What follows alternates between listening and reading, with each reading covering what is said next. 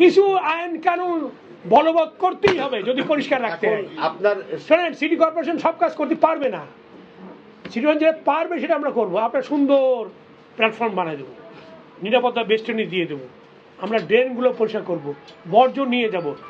বাকি ম্যানেজমেন্ট বাজার সমিতি এবং ট্রাক্স ইউনিয়নকে করতে হবে। ভাই আপনি যে রাস্তার কাজের অনুমতি দিচ্ছেন, এই যে নতুন রাস্তা হবে, এই রাস্তা আপনি করে দিলেন, করে দেওয়ার পরেও যদি ময়লা ফেলে তাহলে ওইটা না ওটা বন্ধ করতে দুই হচ্ছে ভাই, দুই হচ্ছে ওই যে পার্ক যে ড্রেনগুলো ওইটা একটু আরেকটু হোয়াইট যদি করা করব তাহলে খুব ভালো। আমরা খুব তাড়াতাড়ি জি বাজারের সমিতি এবং ইউনিয়ন নেতৃবৃন্দর সাথে আমার ওয়ার্ক ইঞ্জিনিয়াররা বসবে, ইঞ্জিনিয়ার বসবে, বসে এই যে প্ল্যানটা করবে, এস্টিমেটটা শুরু করবে। এটা কিন্তু কি মাস? জুন মাস, জুলাই মাস থেকে আমাদের এই প্রোগ্রামগুলো চালু হবে।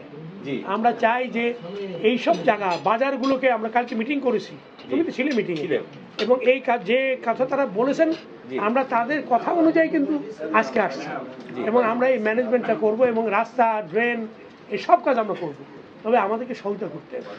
আমরা সুন্দর স্ট্যান্ড চাই। বাজার, এই বাজার যদি কোনো বাইরের লোক দেখে তাহলে অবাক হয়ে যাবে যে এখানে নিশ্চয়ই কোনো ম্যানেজমেন্ট নাই, এটা কোনো চিত্র হতে পারে না।